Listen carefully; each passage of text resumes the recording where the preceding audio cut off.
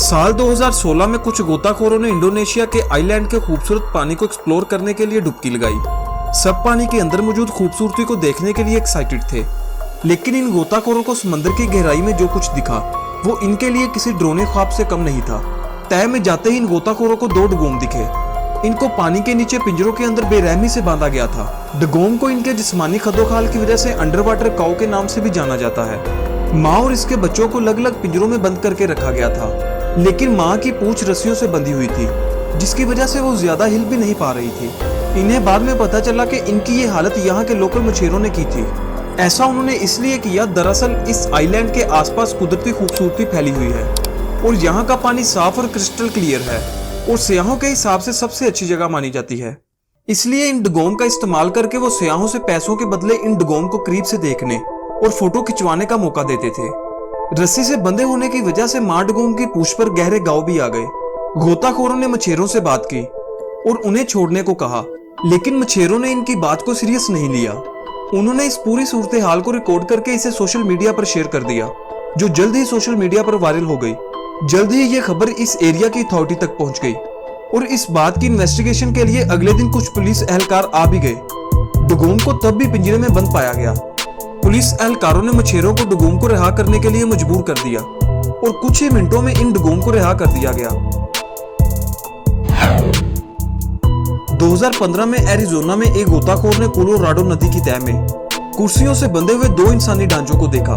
गहरे हरे पानी में दोनों ढांचे कुर्सियों पर बैठे हुए थे और दोनों ने धूप का चश्मा पहना हुआ था।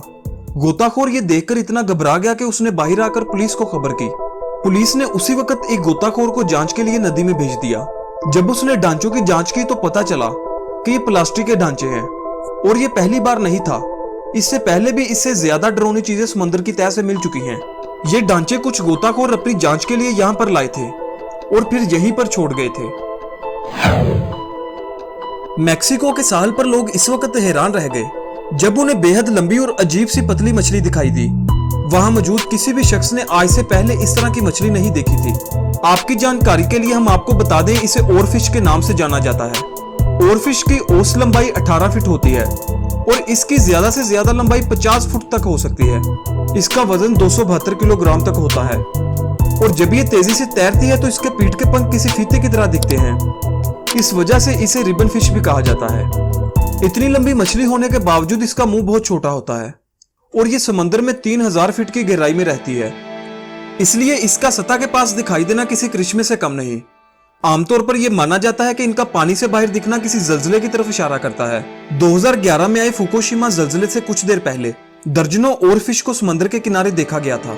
इस जल्जले में जापान के करीबन 20,000 लोगों ने अपनी जान गंवाई थी।